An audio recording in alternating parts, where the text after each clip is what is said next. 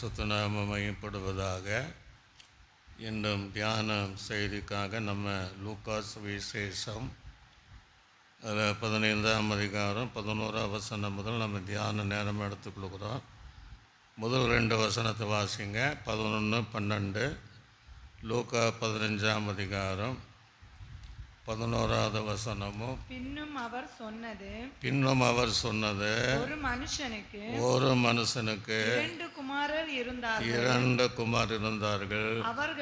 அவர்களில் இளையவன் தகப்பனை நோக்கி, தகப்பனே, ஆஸ்தியில் எனக்கு ஒரு பங்கை எனக்கு தர வேண்டும் என்றான். அந்தபடி அவன் அவர்களுக்கு தன் ஆஸ்தியை பங்கிட்டு கொடுத்தான். நல்ல ஆண்டவரே, நன்றி செலுத்துகிறோம். மீண்டுமாக பாசமுள்ள ஒரு தகப்பன் என்கிற தலைப்பில் நாங்கள் செய்தியை கேட்பதற்கு நீர் உதவி செய்வீராக. கேட்கிற யாவருக்கும், பேசுகிற எங்களுக்கும் தேவையானதை கற்றுத்தந்து அதன்படி ஜீவிக்க நீர் உதவி செய்வீராக. இயேசு கிறிஸ்துவின் நாமத்தில் ஜெபிக்கும் நல்ல பிதாவே, ஆமென். அல்லேலூயா. கடந்த நாளில் நம்ம அன்புள்ள தகப்பனுடைய அன்பு என்பதை நாம் ஆதியாகமம் 25ஆம் அதிகாரத்துடைய 5ஆம் வசனத்திலிருந்து தியானித்தோம். ஆபிரகாம் தனக்குண்டான எல்லாவற்றையும் ஈசாக்குக்கு கொடுத்தான் என்று நம்ம பார்த்தோம். இன்றைக்கு நம்ம இந்த பகுதியில் பாசமுள்ள ஒரு தகப்பன் எந்த சூழ்நிலையில் அவர் தன் பாசத்தை வெளிப்படுத்தினார் என்பதை தியானிக்க போகிறோம்.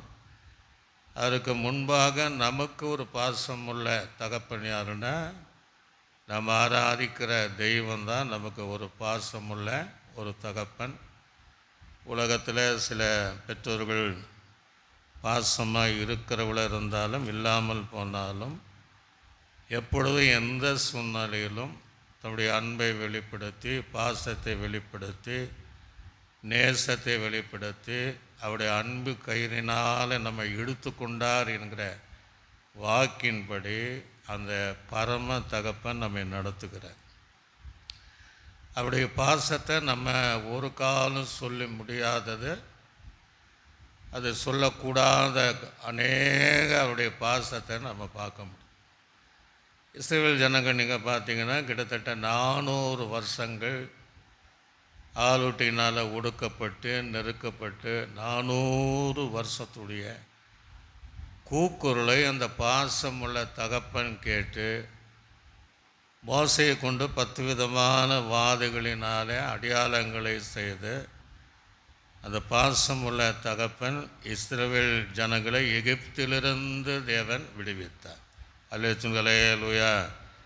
அதே போல் நம்ம வாழ்க்கையிலும் எத்தனையோ நெருக்கங்கள், எத்தனையோ ஒடுக்கமான சூழ்நிலையிலும் இருந்த நம்மையும் அந்த பாசமுள்ள தேவன் நம்மேல மனதுருகி அந்த பாசத்தை வெளிப்படுத்தி அந்த நெருக்கத்திலிருந்தும் அந்த போராட்டத்திலிருந்தும் அந்த தடுமாறுகிற சூழ்நிலையிலிருந்தும் அல்லது அழுகையினுடைய பள்ளத்தாக்கிலிருந்தும் அவருடைய பாசத்தினாலே நம்மை வெளியே கொண்டு வந்த நல்ல தேவன். அதே இஸ்ரவேல் ஜனங்களை பார்த்திங்கன்னா முன்னாடியும் பிரச்சனை, பின்னாடியும் பிரச்சனை. முன்னாடி சிவந்த சம்பந்தங்கள் சீறி வருகிறது, பின்னாடி பார்வோனுடைய சேனைகளும் பின்னாடி இஸ்ரவேல் ஜனங்களை துரத்துகிற, முன்னாடியும் போக முடியல, பின்னாடியும் வர முடியாத சூழ்நிலையிலும் அந்த பாசத்தை தேவன் வெளிப்படுத்தினார். அந்த பாசத்தை வெளிப்படுத்தின தேவன் தான் முன்பாக இருக்கிற அந்த சிவந்த சமுத்திரத்தை உலர்ந்த தரையாக மாற்றவும், அதே சிவந்த சமுத்திரத்தில் தன் பின்னாக துரத்தி வந்த பார்வோன் சேனைகளை மூழ்கடித்து, இப்படி இஸ்ரவேல் ஜனங்களினுடைய தன்னுடைய பாசத்தை தேவன் வெளிப்படுத்தினார். அல்லேலூயா. அன்று முதல் கானான் வரையும் அவருடைய பாசத்திற்கு அளவே கிடையாது. ஏன்னா 3 வேளை, ஒரு வேளைக்கு அந்த நாளில் காலை மாலை சாப்பிடுகிற பழக்கம் இருக்குது. அந்த சரியான அந்த வேலைகளிலும் ஒவ்வொரு நாளும் தூதனுடைய அப்பா அதற்கு முத்துக்களை போல் இருக்கிற அந்த வானத்தின் தானியம் என்று சொல்லக்கூடிய எல்லா அந்த கானான் வரையும் அவளை எந்தவித கஷ்டப்படுத்தக்கூடாது என்பதற்காக அன்றொன்றுள்ள ஆகாரத்தை கொடுத்து தேவன் அவர்களுடைய மேலே பாசத்தை வெளிப்படுத்தினார். அல்லேலூயா. ஆக இன்றைக்கும் நம்ம ஜீவிதத்தில் அன்றாட தேவைகளை அன்றன்ற பாடுகள் அன்றன்று அதுக்கு போதும் என்று வேத வசனத்தின்படி நம்மையும் அவருடைய பாசத்தினால் அற்புதமாய் நடத்தி வருகிறார். அதே இஸ்ரவேலுடைய ஜனங்க இன்றைக்கி இருக்கிற அந்த வெயில் காலத்தில் நம்ம ஃபேன் இல்லாமல் இருக்க முடியாது, சில ஏசி இல்லாமல் இருக்க முடியல. அவ்வளோ சூடான ஒரு நேரத்தில் பகல் முழுவதும் கானான் வரையும் பார்த்திங்கன்னா அது இஸ்ரவேல் ஜனங்கள் மேல் வைத்த அன்பினால் வெயில் அவளை பாதிக்கக்கூடாது என்பதற்காக மேக ஸ்தம்பம், அதுதான் முதலாவது ஏசியாக, நடமாடுகிற ஏசியாக கானான் வரையும் இஸ்ரவேல் ஜனங்களை அந்த வெயில் சேதப்படுத்தாதபடி மேக ஸ்தம்பத்திற்குள்ளாக தேவன் நடத்தினார். அல்லேலூயா. இரவு நேரங்களில் மிருகங்கள் வெளியே வருகிற அல்லது விஷப்பூச்சிகள், விஷ ஜந்துகள், ஊரும் பிராணிகள் இஸ்ரவேல் ஜனங்களை சேதப்படுத்தக்கூடாது என்பதற்காக அவருடைய பாசத்தை காட்டி இரவு முழுவதும் அக்னி ஸ்தம்பமாக தேவன் அவளை நடத்தினார். அப்போ அவருடைய பாசத்திற்கு நம்ம அளவு சொல்ல முடியாது. நடமாடும் எலக்ட்ரிசிட்டின்னு கூட சொல்லலாம். போகிற இடமெல்லாம் அந்த இரவு நேரம் வெளிச்சம். இப்படி தேவன் அற்புதமாக நடத்தினார். புதிய ஏற்பாடு காலங்களில் நீங்கள் பார்த்தீங்கன்னா நாயின்னூர் என்கிற ஊரில் ஒரு வாலிபன் மரித்து போனால் அந்த தாயானவள் அழுது கொண்டு போகிறார். பாடையை 4 பேர் தூக்கிட்டு போகிறாங்க. சுற்றி இருக்கிற எல்லா ஜனங்களும் அழுறாங்க.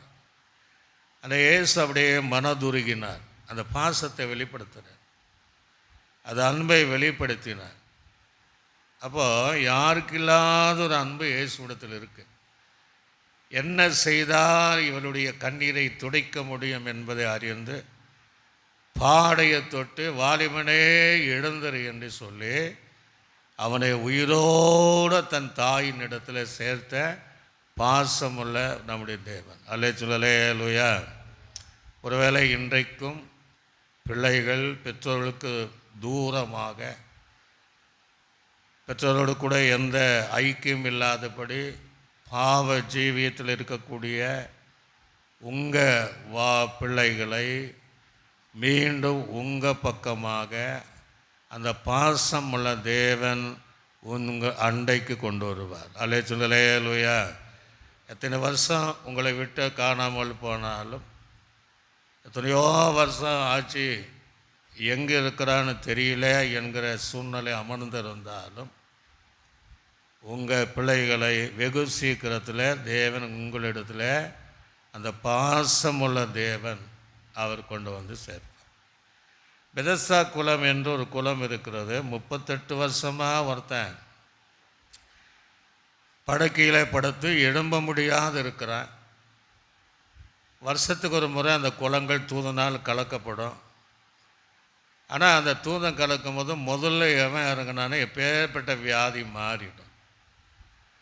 இப்போ இவனை 38 வருஷமாக கிடக்கிறத அன்று பார்க்குறாரு. இவன் போகிறதுக்குள்ளே யார் போயிடுறாங்க. அப்போது இவனுக்கு வேண்டி அவருடைய அன்பை பாருங்கள். பெதஸ்தா குலத்தை உண்டு பண்ணினவர், பெதஸ்தா குலத்தை காட்டிலும் பெரியவர். அவன் பக்கத்தில் வந்து நீ சுகமாக விரும்புகிறாய், படுக்கை எடுத்துக்கொண்டு நட என்று தன் பாசத்தை வெளிப்படுத்தி அவருக்கு அற்புதமான சுகத்தை கொடுத்த தேவன் நம்முடைய தேவன். அல்லேலூயா. எனக்கு ஏராளமான சாட்சி நம்ம கேட்குறோம். மரணத்தருவாயில் இருந்த என்னை, மருத்துவர்கள் கைவிடப்பட்ட என்னை ஆண்டவர் எனக்கு சுகம் கொடுத்தார் என்று எத்தனையோ ஜீவனுள்ள சாட்சிகள் நம்முடைய சபையில் மாத்திரமல்ல எல்லா இடத்துல நம்ம கேட்கும். அந்த பாசமுள்ள தேவன் உங்கள் கேட்குற உங்கள் வாழ்க்கையிலும், ஒரு வேளை நீங்கள் கரம் பிடித்த கணவன் உங்களை விட்டு தூரமாய் போயிருக்கலாம், அல்லது இன்னொருத்தையோடு தொடர்போடு இருக்கலாம். ஆனால் அந்த பாசமுள்ள தேவனை நம்பினால் தேவனை இணைத்தது பிரிக்கலாகாது மனுஷனால் என்று மீண்டும் உங்களோடு தேவன் கொண்டு வருகிற பாசமுள்ள தேவன் அந்த தேவன். ஆக அந்த தேவனை நம்ம அறிந்து கொள்ள வேண்டும். இந்த பகுதியில் பார்த்திங்கன்னா ஒரு நல்ல ஒரு குடும்பம், தாய் தகப்பனுக்கு 2 பிள்ளைகள், மூத்தவன் இளையவன். அதனால் அந்த நாளில் குடும்ப கட்டுப்பாடு கிடையாது. ஆனால் அவங்களுக்கு 2 பிள்ளைகள். யோசேப்புக்கு 2 பிள்ளைகள் தான். இப்போல்லாம் நம்ம இந்தியா கவர்மெண்ட்டில் குடும்ப கட்டுப்பாடு 2 பிள்ளைகள் அப்படிங்கிற சூழ்நிலை. அன்றைக்கி அது இல்லை. அது குடும்பம் ரொம்ப சமாதானமாக இருந்துச்சு, ரொம்ப சந்தோஷமாக, ஐக்கியமாக, நல்ல ஆசீர்வாதமாக, சுதந்திரமாக இருந்த சூழ்நிலையில் இளைய மகன் தகப்பனிடத்தில் கேட்குறான், என்னுடைய ஆசையெல்லாம் எனக்கு தந்துடுங்க. அல்லேலூயா. அப்போ இந்த இடத்துல கவனிக்க வேண்டியது, அவர் இல்லை நான் தரமாட்டேன்னு அவர் சொல்லவே கிடையாது. நான் போன வாரம் பார்த்தோம், ஆபிரகாம் தனக்குண்டான ஆசையை ஈசாக்கு கொடுத்தவன் தானாக கொடுத்தான். ஆனால் இங்கே ஒரு தகப்படத்தில் கேட்குறான். ஆனால் அந்த பாசமுள்ள ஒரு தகப்பன் தான். என்னுடைய ஆசையை நீங்கள் பாகமிட்டு பங்கிட்டு என் சுதந்திரத்தை தந்துடுங்கிறது. ஆனால் தகப்பன் அதை இல்லைன்னு சொல்லலை, உடனடியாக அவனுக்கு சேர வேண்டிய அத்தனை சேர பங்கை அவனுக்கு கொடுத்தார் என்று இங்கே எழுதப்பட்டிருக்கு. அல்லேலூயா. வேதாகமத்தில் நீங்கள் பார்த்தீங்கன்னா ரோமருடைய அனுபவங்களில் ஒரு தகப்பனுடைய ஆசைகளை தன்னுடைய இஷ்டப்படி அவன் செலவழிக்கக்கூடாது, முடியாது. ஆகவே அந்த ஆசைகளை தன்னுடைய பிள்ளைகளுக்கு பங்கிட்டு கொடுக்க வேண்டும். அதுதான் பிரமாணம். அதே போல் நீங்கள் யூதருக்குள்ளேயும் அதே சுபாவம் தான் இருந்துச்சு. சம்பாதித்த சொத்துக்களை தகப்பன் இஷ்டம் போல என்ன செய்ய முடியாது, செலவழித்து கொட முடியாது. அவன் என்ன செய்ய வேண்டும், தன்னுடைய குமாருக்கு கொடுக்க வேண்டும் என்று வேதம் பிரமாணம். ஒருவேளை அவனுக்கு குமார்கள் இல்லை, குமார்த்திகள் இருந்தால் குமார்த்திகளுக்கு கொடுக்கணும். இதை நம்ம எங்கே வாசிக்கிறோம், ஆதியாகமத்தில் அந்த யாக்கோபுடைய மாமனார்கிட்ட அந்த லேயால் ராகேல் சொல்லக்கூடிய ஒரு காரியத்தை நம்ம பார்க்க முடிகிறது. ஆதியாகம் 31ஆம் அதிகாரத்தில் 14, 15, 16 சீகேமும் அவன் தகப்பனையும் அவருடைய சகோதரை நோக்கி லேயாலும் என் தகப்பன் வீட்டிலே இனி எங்களுக்கு பங்கும் சுதந்திரம் உண்டோ, அவரால் நாங்கள் அந்நியராக எண்ணப்படவில்லையா? அவர் எங்களை விட்டு யாருக்கு, யாக்கோபுக்கு விற்று எங்கள் பணத்தையும் வாயிலே போட்டுக்கொண்டார். ஆகையால் தேவன் எங்கள் தகப்பனிடத்திலிருந்து அதற்கு ராகேலும் லேயாலும் என் தகப்பன் வீட்டிலே இனி எங்களுக்கு பங்கும் சுதந்திரம் உண்டோ, அவரால் நாங்கள் அந்நியராக எண்ணப்படவில்லையா? அவர் எங்களை விட்டு யாருக்கு, யாக்கோபுக்கு விற்று எங்கள் பணத்தையும் வாயிலே போட்டுக்கொண்டார். ஆகையால் தேவன் எங்கள் தகப்பனிடத்திலிருந்து எடுத்த ஐஸ்வர்யம் எல்லாம் நமக்கும் பிள்ளைகளுக்குரியது. இப்படி இருக்க தேவன் உமக்கு சொன்னபடியெல்லாம் செய்யும் என்றார்கள். ஒரு அல்லேலூயா. அப்போ பிள்ளைகள் இல்லைன்னா அந்த குமார்த்திகளுக்கு அந்த சுதந்திரத்தை கொடுக்கணும், அவன் கொடுக்கல. அது கொடுப்பது கட்டாயம், கொடுப்பாதனால தான் அந்த சொல்கிறாங்க, எங்கள் சுதந்திரத்தையும் தரல, எங்களை வித்துட்டார் வேற. எல்லாம் வாயில் போட்டார். அதனால் நீ உன் தேவன் உனக்கு என்ன செய்கிற அதன்படி நம்ம செய்வோம் என்கிற காரியத்தை நாம் பார்க்க முடிகிறது. ஆகவே குமார்கள் இல்லை என்றால் குமார்த்திகளுக்கு அந்த ஆசையை பங்கிட்டு கொடுக்க வேண்டும். ஆனால் யோபினுடைய வாழ்க்கை கொஞ்சம் வித்தியாசமான வாழ்க்கை. பிள்ளைகளுக்கும் குமார்களும் கொடுத்துருக்குறான், குமார்த்திகளுக்கும் கொடுத்துருக்குறான். 42ஆம் அதிகாரம் யோபுவின் புஸ்தகம் 15வது வசனத்தை வாசித்து பாருங்க. 42:15. தேசத்தில் எங்கும் யோபின் குமார்த்திகளைப் போல் சௌந்தரியமான பெண்கள் காணப்படவில்லை, சௌந்தரியமுள்ள பெண்கள் காணப்படவில்லை. அவருடைய தகப்பன் அவர்கள் சகோதரரின் நடுவிலே அவர்களுக்கும் சுதந்திரம் கொடுத்தான். அல்லேலூயா. நம்ம இப்போதான் அந்த சட்டம்லாம் வந்ததில்லை. யோபினுடைய காலங்களில் தம்முடைய குமாருக்கும் தன்னுடைய குமார்த்திகளுக்கும் அதே சரியான பங்கை, சுதந்திரத்தை அங்கே யோபு கொடுத்தான் என்று சொல்லப்படுவதை நாம் பார்க்க முடிகிறது. அதே போல் ரோமர்களானாலும் யூதர்களானாலும் எபிரியர்களானாலும் தங்களுடைய உண்டான சொத்தில் பார்த்திங்கன்னா மூத்த மகனுக்கு ரெட்டிப்பான பங்கை என்ன செய்யணும், கொடுக்கணும். அதுதான் ஏசாவுடைய 2 ஆசீர்வாதத்தை யாக்கோபு ஏமாற்றி பெற்றுக்கொண்டதை பார்க்க முடிகிறது. மூத்தவனுக்கு ரெட்டிப்பான சுதந்திர ஆசீர்வாதத்தை கொடுக்கணும் அப்படிங்கிறத வேத பிரமாணம் இருக்கிறது. உபாகம் எழுதின புஸ்தகம் 21ஆம் அதிகாரம் 15ஆவது வசனம், 16வது வசனம், 17வது வசனம். உபாகமம் 21. 2 மனைவிகளுடைய ஒருவன் ஒருத்தியின் மேல் விருப்பாயும் மற்றவள் மேல் வெறுப்பாயும் இருக்க. உபாகமம் 21, 15, 16, 17 அங்கே இருக்க அந்த வசனங்கள் அப்புறம் பார்ப்போம். அப்போ மூத்த மகனுக்கு ரெட்டிப்பான பங்கை கொடுக்க வேண்டும். இப்போ நல்ல கவனிங்க, இந்த பகுதியில் இதை இளைய மகன் தன் தகப்பனை எல்லாத்துக்கும் கொடுத்துட்டான், எல்லாவற்றையும் சேர்த்து கொண்டு அப்படின்னு இருக்கு. அப்போ எல்லா சொத்தான விற்றுருப்பான்.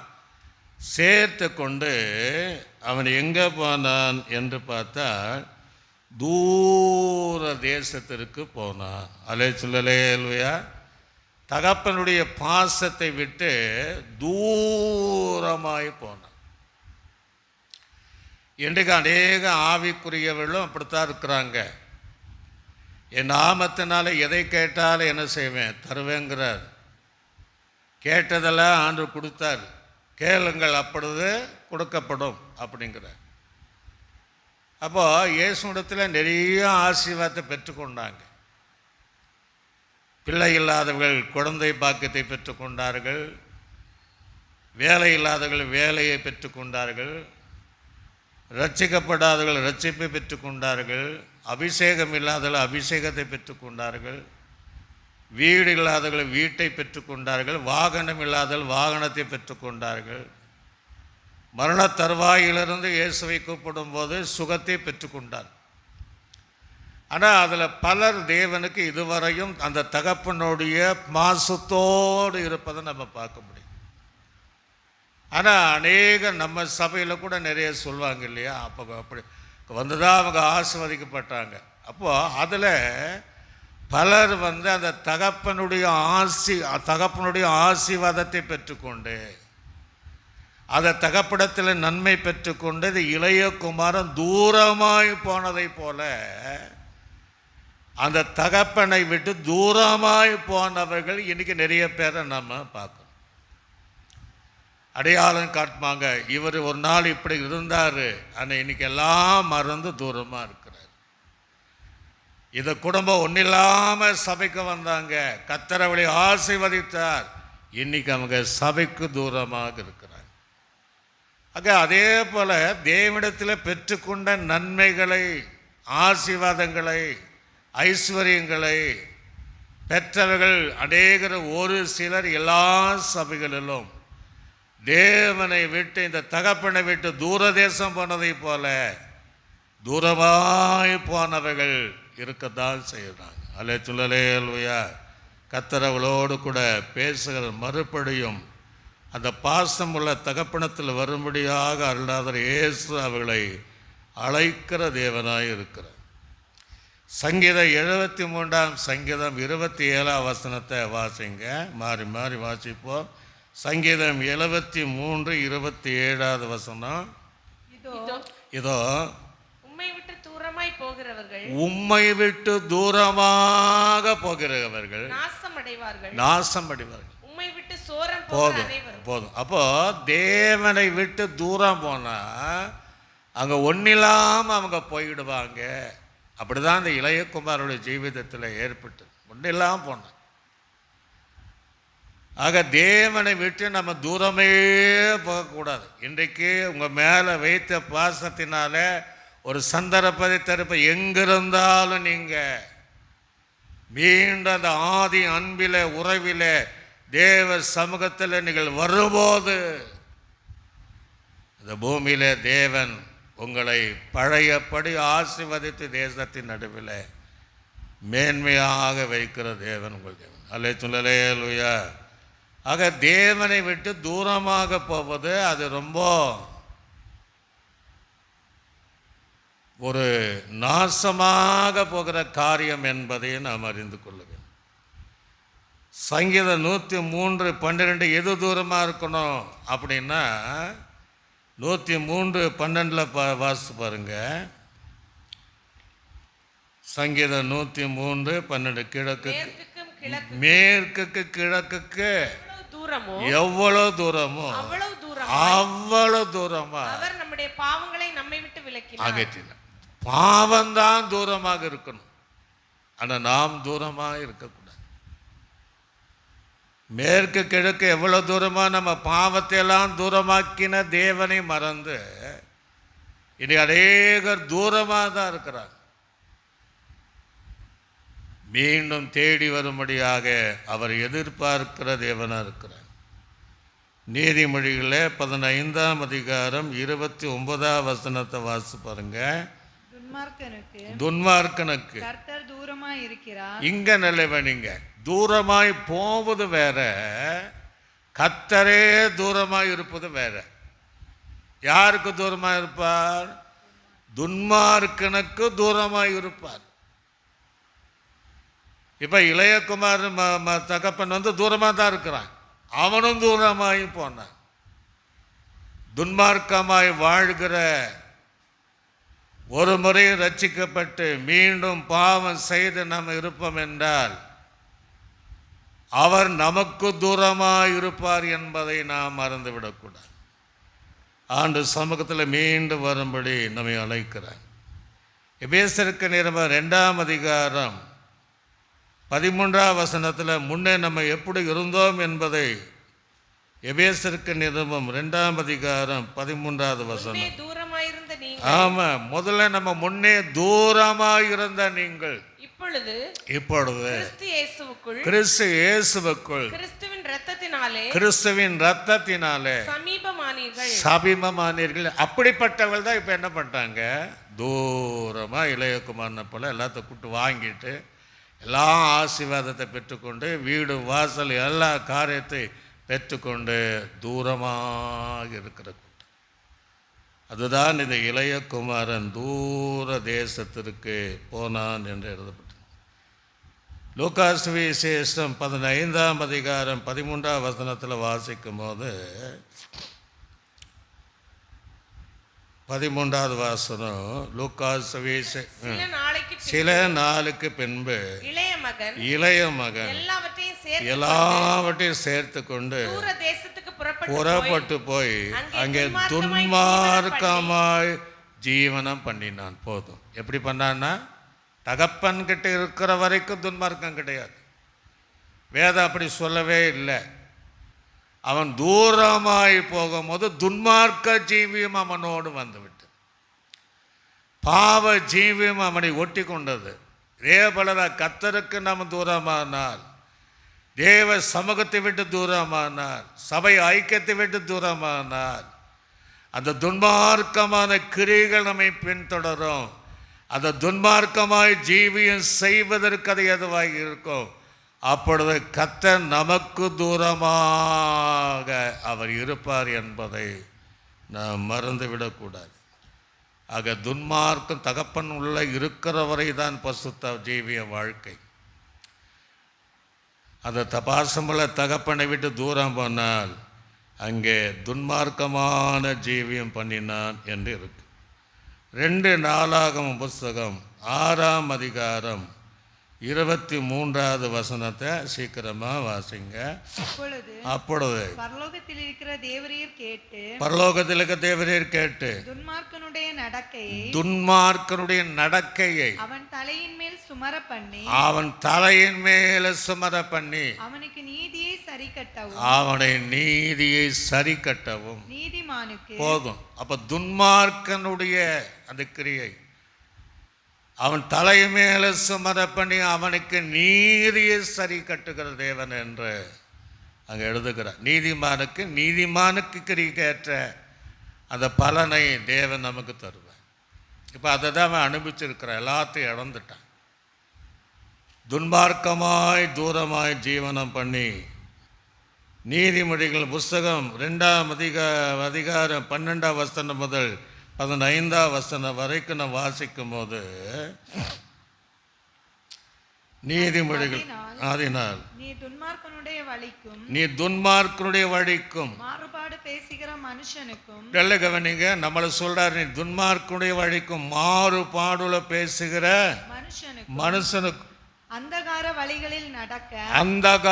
வழியில் நடக்க நீதி நெறிகளை விட்டு நீதி உண்மையை சத்தியத்தை விட்டு தீமை செய்ய மகிழ்ந்து துன்மார்க்கருடைய மாறுபாடுகளில் களி கூறுகிறவர்களுக்கும் மாறுபாடான பாதைகளில் கோணலான வழிகளிலும் நடக்கிறவர்களுக்கும் நீ தப்புவிக்கப்படுவாய். அல்லேலூயா. என் மகனே என்று நீதிமன்றில் ஆளு சொல்கிறார். அப்படிப்பட்டவோடு நீ சேராத, தேவனை விட்டு நீ தூரமாக போகாத, துன்மார்க்கம் ஜீவியம் செய்யாத என்று நமக்கு ஒரு ஆலோசனை சொல்லப்படுவதை நாம் பார்க்க முடிகிறது. இளையகுமாரனை போல தூரமாய் போகாம பாசமுள்ள தகப்பனை விட்டு பாசமுள்ள தெய்வத்தை விட்டு துன்மார்க்கரோடு கோணலானவர்களோடு கூட அந்தகார இருளில் தாறுமாய் நடக்கிற ஜனங்களோடு நீ போகாதபடி எச்சரிக்கையாய் இரு என்கிற வேத வாக்கின்படி தேவனுக்கு பயந்திருக்கிற தெய்வ பிள்ளைகளுக்கு தேவன் தருகிற ஒரு ஆலோசனையாய் இருப்பதை நாம் ஏற்றுக்கொள்ள வேண்டும். நீதிமொழிகள் புஸ்தகம் 2ஆம் அதிகாரம் 22ஆம் வசனத்தை கூட வாசித்து பாருங்க. நீதிமொழிகள் புஸ்தகம் 2ஆம் அதிகாரம் துன்மார்க்கனும் பூமியிலிருந்து அறுப்புண்டு போவார்கள் அப்படின்றார். துன்மார்க்கமாய் ஜீவித்தார். அது துன்மார்க்கள் பூமியில் இல்லாமல் அறுப்புண்டு போவதை போல போவார்கள் என்று பைபிள் இருக்கு.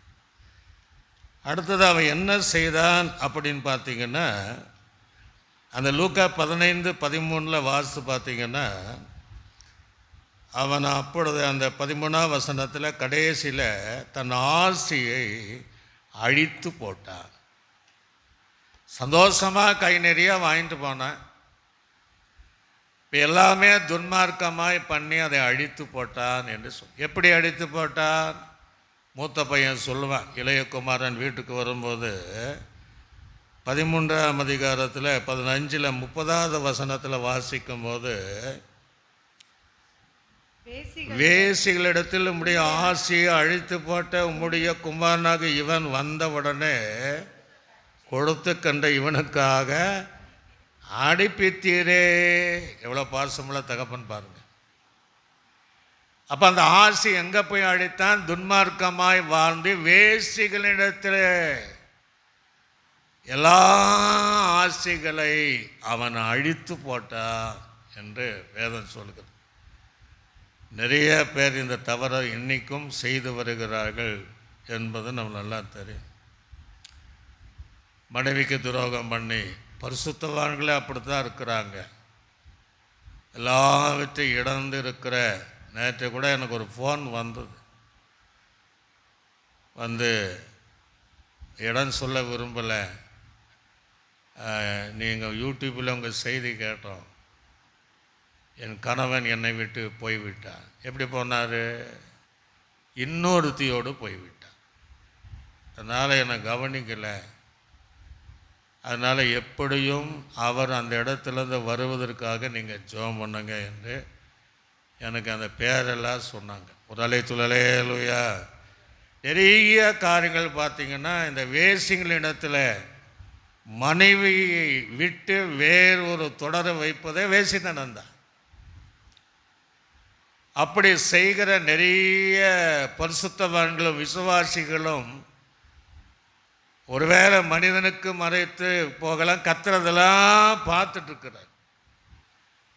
அந்த ஒரு நாள் அதை செய்வதனால அவருடைய எல்லா சுக பலன் ஆசி அழைப்பு கிருபை அபிஷேகம் கிடைக்கப்பட்ட வரங்கள் அத்தனையும் அவர்கள் அழித்து போடும், இழந்து போயிடுவார். ஆகவே இவன் தூரமாக தன்னுடைய ஆசைகள் எல்லாம் விற்று வேசிகளிடத்தில் விற்றான் என்று அங்கே சொல்லப்படுவதை நாம் பார்க்க முடிகிறது. நீங்கள் வாசித்து பாருங்கள், நீதிமொழிகள் 19ஆம் அதிகாரம் 14ஆம் வசனத்தை கூட வாசிங்க. நீதிமொழிகள் 19ஆம் வீடும் ஆசையும் பிதாக்கள் வைக்கும் சுதந்திரம் போதும். அப்போ இந்த வீடு ஆசி பிதாக்கள் பிள்ளைகளுக்கு வைக்கணும். ஆக ஆபிரகாம் தனக்குண்டானவற்றை ஈசாக்கு கேட்காம கொடுத்தான்.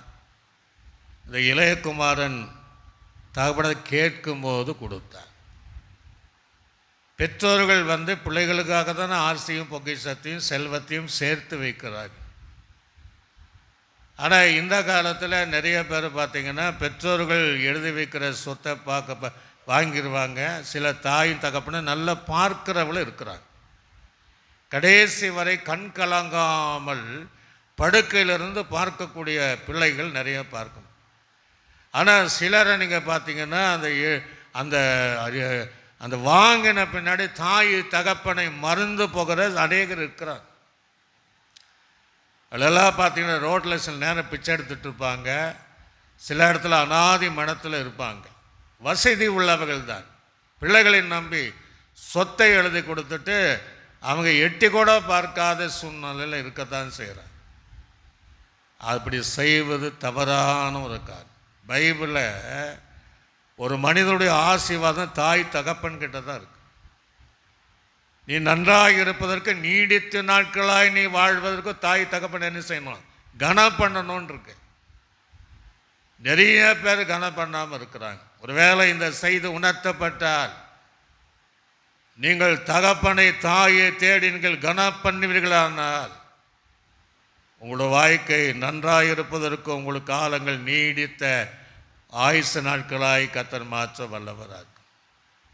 கர்த்தர் உங்களோடு கூட பேசுகிற தெய்வம் அவன். ஆக இங்கே நாம் பார்க்கிறோம், அத்தனையும் அவன் வேசின் இடத்துல பிதாக்களுடைய சேர்த்துவை சொத்தை அடித்து விட்டான். நீதிமொழிகள் புத்தகம் 23ஆம் அதிகாரம் 26ஆம் வசனம் முதல் 28ஆம் வசனம் வரைக்கும் நீங்கள் வாசித்து பார்த்தீங்கன்னா, நீதிமொழிகள் புத்தகம் 23ஆம் அதிகாரம் 26, 27, 28. என் மகனே, உன் இருதயத்தை எனக்கு தா. என் மகனே, உன் இருதயத்தை எனக்கு தா. உன் கண்கள் என் வழிகளை நோக்குவதாக. என் வழிகளை நீ வேற பார்க்காத, என் வழிகளை நோக்குவதாக. வேசி ஆழமான படுகுழி, வேசி ஆழமான படுகுழி, பரஸ்திரி இடுக்கமான கிணறு, பரஸ்திரி இடக்கமான கிணறு. அவள் கொள்ளைக்காரனை போல் பதிவிரு. அவளுக்கு சொல்றாரு, கொள்ளைக்காரனை போல பதிவிருப்பாள். மனுஷருக்குள்ளே பாதகரை பெருக பண்ணுகிறாள். மனுஷருக்குள்ளே பாதகரை பெருக பண்ணுகிறாள் அப்படின்ட்டு வேதம் தெளிவாக சொல்லுது. ஏன் அங்க போயிட்டான ஆழமான இடக்கமான சூழ்நிலை தப்பி வைக்க முடியாது. அவர் ஒரு கொள்ளைக்காரியை போல, கொள்ளைக்காரனை போல ஆசைகள் எல்லாம் கொள்ளையாடுவார், சரீரத்தையும் என்று வேதம் சொல்லுகிறது. அதனால் நீ என்ன மாத்திரம் நீ பார்த்து என் வழியில் நீ நடக்கணுங்கிற எச்சரிக்கை தேவன் தருகிற. சிலர் போய் சிக்கிறாங்க, வரணும்னு நினச்சா கூட அவங்களால என்ன செய்யலை, முடியல. கர்த்தர் நினச்சா மாத்திரம்தான் வர முடியும். அது போல் ஒரு மோசமான ஜீவியம் உலகத்தில் எது கிடையாது. ஆகவே அதில் ஒரு வேளை நீங்கள் சிக்கியிருந்தால் அல்லது குடும்பத்தில் உள்ளவர்கள் அப்படிப்பட்டவர்களாக இருந்தால் நீங்கள் பிரார்த்தனை பண்ணுங்க. நாங்களும் ஜெபிக்கிறோம். வெகு சீக்கிரத்தில் உங்களை தேடி வரும்படி கர்த்தர் உதவி செய்கிறவராக இருப்பார். அல்லேலூயா. இப்போ நல்ல கவனிங்க. 1 கொரிந்தியருக்கு நிருபம் 6ஆம் அதிகாரம் 16ஆம் வசனம் முதல் 19ஆம் வசனம் வரைக்கும் வாசிங்க. வேசியோடு இசைந்திருக்கிறவன். வேசியோடு இசைந்திருக்க, நல்ல கவனிங்க. கொரிந்து சபையில் வேசியோடு இசைந்திருக்கிறவன் அவளுடனே ஒரே சரீரமாய் அதனால பிரிக்க முடியும். ஒரே சரீரமாய் இருக்கிறான் என்று அறியீர்களா அப்படிங்கிறார். வேசியோடு இணைகிறவன், வேசியோடு இசைந்திருக்கிறவன், வேசியோடு தன் ஐக்கியத்தை வைத்து அந்த சரீரத்தோடு அவன் இணைந்திருக்கிறார். அது பிரிக்க முடியாதுங்கிறார். கர்த்தர் நினைத்தா மாத்திரம். வாசிங்க. இருவரும் ஒரே மாம்சமா இருப்பார்கள் என்று ஒரே திருமண விஷயத்தான் சொல்றாரு. ஒரே சரீரமா மாம்சமா இருக்கிறாங்க. ஆனா இங்கே வேசித்தனம் செய்கிறவளை கூட ஆண்டு சொல்லி வைத்திருக்கிறார். வாசிங்க. இருவரும் ஒரே மாம்சமா இருப்பார்கள் என்று சொல்லி இருக்கிறது. அப்படியே கர்த்தரோடு இசைந்திருக்கிறவரும். இப்ப நல்ல கவனிங்க. இப்ப நம்ம கர்த்தரோடு இசைந்திருக்கிறவன் அவருடனே ஒரே ஆவியா இருக்கு. ஒரு அலை சொல்லலேலூயா. கர்த்தரோடு இசைந்திருந்தால் இது என்ன நமக்கு வராது. அவருடைய ஆவியோடு இசைந்திருக்கிற பரிசுத்தாவியுடைய ஆவியோடு இசைந்திருக்கிற அல்லது அவருடைய சிந்தையோடு இசைந்திருக்கிற அனு நமக்கு வந்தா இந்த மாதிரி எண்ணங்கள் வாலிப பிள்ளைகளுக்கு வராது, திருமணமானவர்களுக்கு வராது, பரிசுத்தவான்களுக்கும் வராது. ஒரு அலை சொல்லலேலூயா. வாசிங்க. அது தொடர்ந்து வேசித்தனத்திற்கு விலகி ஓடுங்கள். நம்மள சொல்றாரு, வேசித்தனத்திற்கு விலகி ஓடுங்கள். மனுஷன் செய்கிற எந்த பாவமும் சரீரத்திற்கு புறம்பாய் இருக்கும். சரீரத்துக்கு எந்த பாவம்னா சரீரத்துக்கு புறம்பா இருக்கும். வேசித்தனம் செய்கிறவனோ தன் சுய சரீரத்திற்கும் விரோதமாய் பாவம் செய்து உங்கள் சரீரமானது நீங்கள் தேவனாலே பெற்றும் உங்கள் தங்கில் இருக்கிற பரிசுத்த ஆவியினுடைய ஆலயமாக. அல்லேலூயா. அப்படி இருக்கிறவங்க தான் இந்த இளைய குமாரனை போல தூரமாய் மனைவி விட்டு, சில வாலிபர்கள் தாய் தகப்பனை விட்டு தங்கள் ஆசைகள் எல்லாம் இழந்து வேசிகளிடத்தில் இழந்து தவிக்கிற எத்தனையோ பேர் அதில் வெளியே வர முடியாதவர்கள் இருக்கக்கூடிய சூழ்நிலை கர்த்தர் அறிகிறார். அவர்களை ஒரு சிலரை தேவன் கொண்டு வருவார். அல்லேலூயா. இப்போ நீங்கள் லூக்கா சுவிசேஷம் 15ஆம் அதிகாரம் 14ஆம் வசனத்தையும் 18ஆம் வசனம் வரைக்கும் வாசித்து பாருங்க. எல்லாவற்றையும் அவன் செலவழித்த பின்பு எல்லாம் இப்போ போச்சு, கம்ப்ளீட்டாக போச்சு பாருங்க. எல்லாவற்றையும் செலவழித்த பின்பு அந்த தேசத்திலே கொடிய பஞ்சம் உண்டாயிற்று. அப்பொழுது அவன் குறைவுபட தொடங்கி அந்த தேசத்தின் குடிகளில் ஒருவனிடத்தில் போய் ஒட்டி கொண்டான். அந்த குடியானவன் அவன் தன்னுடைய வயல்களில் பன்றிகளை மேய்க்கும்படி அனுப்பினான். அப்பொழுது பன்றிகள் தின்கிற தவிட்டினாலே தன் வயிற்றை நிரப்ப ஆசையாய் இருந்தான். ஒருவனும் அதை கொடுக்கவில்லை. அவனுக்கு புத்தி தெளிந்த போது அவன் என் தகப்பனுடைய கூலிக்காரனை எத்தனையோ பேருக்கு பூர்த்தியான சாப்பாடு இருக்கிறது, நான் பசியால் சாகிறேன். நான் எழுந்து என் தகப்பனத்திற்கு போய், தகப்பனே பரத்துக்கு விரோதமாகவும் உமக்கு முன்பாகவும் பாவம் செய்தேன். அல்லே சொல்லலே அல்லேலூயா. எல்லாமே போச்சு, சரீர சுகம் போச்சு. பொருள் இருக்கிற வரை தான் 10 பேர் கூட இருப்பாங்க. இப்போ எல்லாமே போயிட்டாங்க. இப்போ இந்த தகப்பன் அப்போ என்ன செய்தான்? அவனை அனுப்பிட்டான், போயிட்டான். ஆனால் அந்த தகப்பன் ஒவ்வொரு நாளும் அவனை எதிர்பார்த்து காத்து கொண்டு இருந்தான். அல்லே சொல்லலேலூயா. அவன் எப்படி கெட்டு போனாலும் பரவாயில்ல, இதோட நாசமாகட்டும்னு சொல்லாமல் மீண்டும் அவனுடைய வருகைக்காக தான் அவனுக்கு நல்ல பாசமுள்ள நல்ல தகப்பன். ஒவ்வொரு நாளும் தன்னை இளைய மகன் எப்பொழுது வருவான் என்று எதிர்பார்த்து காத்து கொண்டு இருந்தான். யாராவது அப்படி காத்து இருப்பார்களா? ஆசியம் வாங்கிட்டான், எல்லாத்தையும் வித்த செய்தி எல்லாம் தெரியாமல் இருக்காது. அந்த சூழ்நிலையில் எந்த தகப்பனை ஏற்றுக்கொள்ள முடியும்? ஆனால் ஒரு பாசமுள்ள தகப்பன் அவருடைய வருகைக்காக ஒவ்வொரு நாளும் தேடி போகலை, ஆனால் எதிர்பார்த்து கொண்டே இருந்தான். அதே போல பரம தகப்பன் தூரமாய் போய் இப்படிப்பட்ட ஜீவியத்தில் சிக்கி இருக்கிற தேவ பிள்ளைகள் மீண்டும் வருவதற்கு அந்த பாசமுள்ள தேவன் இரு கரத்தினால அணைத்து கொள்வதற்கு, முத்தமிடுவதற்கு ஒவ்வொரு நாளும் அவர் எதிர்பார்த்து காத்து கொண்டிருக்கிறார். கடைசியாக நல்லா அந்த இடத்துல சொல்கிறேன், என் வீட்டில் வேலை கூலிக்காரனுக்கு நல்ல சாப்பாடு இருக்கா. அப்போ இவனுக்கு எவ்வளோ சாப்பாடு, எவ்வளோ வசதியாக வாழ்ந்திருப்பான். இப்போ எல்லாம் குறைபட தொடங்கி பன்றி மேய்க்கக்கூடிய பன்றியோட தவிடு கூட கொடுக்க கிடைக்கக்கூடாத ஒரு சூழ்நிலை அவனுக்கு வந்துச்சு. ஒரு நாள் ஆடம்பரமான வீட்டில் இருந்தான், தூரமாகவே கொஞ்ச நாள் உல்லாசமாக இருந்திருப்பான், நினைச்சபடி வாழ்ந்திருப்பான். இப்போ ஒன்றுமே இல்லை. அந்த நாள் பண்டிகளை மேய்ப்பது ஒரு கேவலமாய் நினைப்பார்கள், ஒரு அவலட்சணமான காரியம் என்று நினைப்பார்கள், அது இழிவானது ஒன்று நினைப்பார்கள்.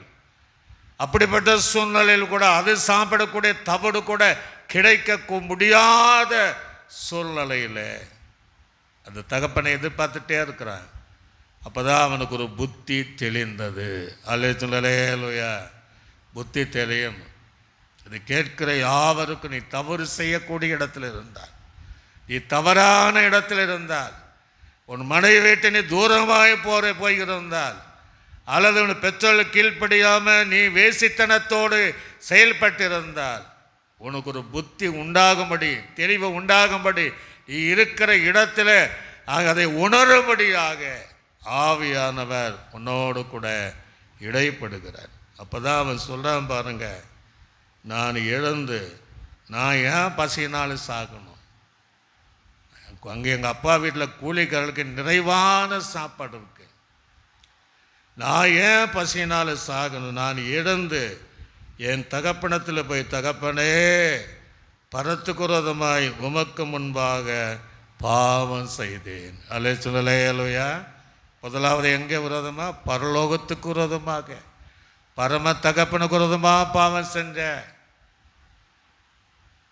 என் தகப்பனுக்கு விரோதமாக நான் பாவம் செய்தேன். அல்லேலூயா. அறிக்கை செய்தான், பாவ அறிக்கை செய்தான், உணர்ந்தான். சில நேரங்களில் இப்படிப்பட்ட சிந்தனை உண்டானால் அவர்களுக்குள்ளே பெரிய மனமாற்றத்தை தேவன் அவர்களுக்கு ஏற்படுத்தி தருவான். அவன் நல்ல கவனிங்க, அந்த இடத்துல வரும்போது அங்கே சொல்ல பாருங்க, இனிமேல் உம்முடைய குமாரன் என்று சொல்லப்படுவதற்கு நான் பாத்திரம் கிடையாது, நீங்கள் தான் என் தகப்பன், இந்த தகப்பனுடைய மகன், இளைய குமாரன், முன்னவங்க கூட இருந்தன, அப்படி சொல்வதற்கு எனக்கு தகுதி கிடையாது, எனக்கு பாத்திரம் கிடையாது. தாழ்த்துகிறார், பாவ அறிக்கை செய்தார். இப்போ பெருமை போச்சு, ஆணவம் போச்சு, அலங்காரம் போச்சு, ஆடம்பரம் போச்சு, எல்லாம் அவனை விட்டு போய்விட்டு தன்னை தாழ்த்தினான். தன்னை தாழ்த்தி உம்முடைய கூலிக்காரர் ஒருவனாக என்னை வைத்துக்கொள்ளும் என்று சொல்லி இழந்து புறப்பட்டான். அல்லேலூயா. எங்கே புறப்பட்டா அதெல்லாம் சொல்லிவிட்டு தகப்பனுடைய வீட்டுக்கு நேராக தேவ பிள்ளைகளோடு கூட கர்த்தர் இடைப்படுகிறார்.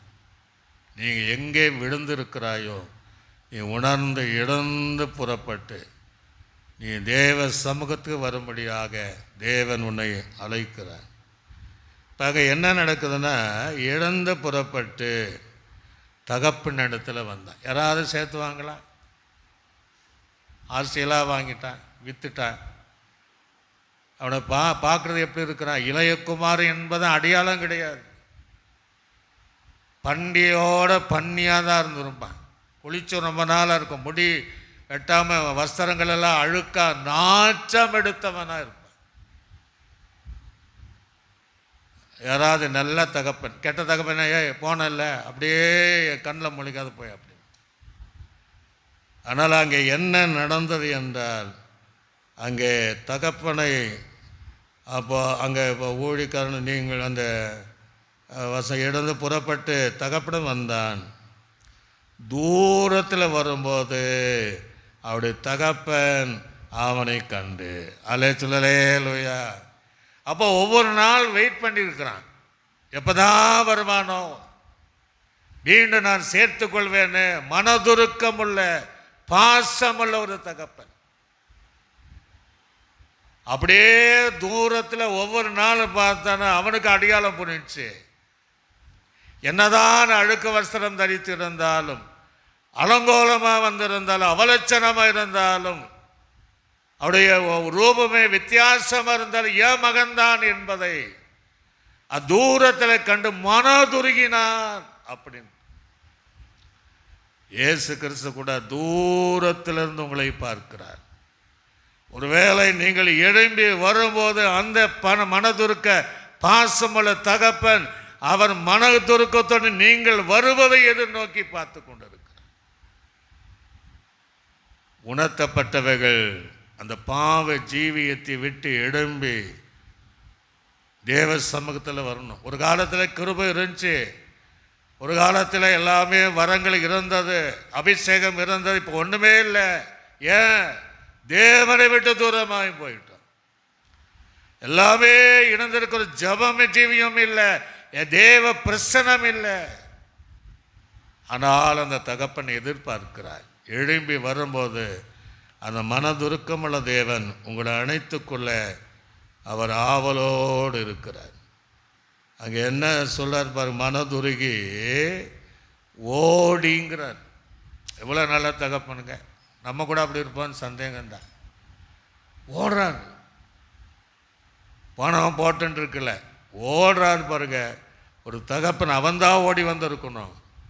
ஆனால் அவர் ஓடி அவனை கழுத்தை கட்டி கொண்டு அவனை முத்தம் செய்தான். அல்லேலூயா.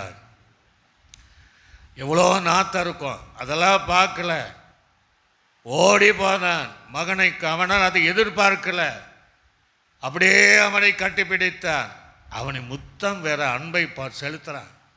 அவருடைய பாசத்தை அவன் புரியும்படியாக அந்த சூழ்நிலையிலும் எல்லாரும் அவனை விட்டு போகும்போது இந்த தகப்பனுடைய அன்பை வெளிப்படுத்தினதை போல இயேசு தன்னுடைய பாசத்தை வெளிப்படுத்தும்படியாக பாவத்தை பாராமல் கட்டி அனைத்தும் முத்தம் செய்கிற அந்த தேவனை இன்றைக்கு உங்களுக்கு எதிர்பார்ப்போடு நீங்கள் வரும்போதே மனதுருக்கத்தோடு ஓடி வந்து கட்டி அணைத்து முத்தம் செய்கிற தேவன் அவர் உண்டு என்பதை நாம் அறிந்து நாம் எழும்பி வர வேண்டும் என்று கர்த்தர் விரும்புகிறார்.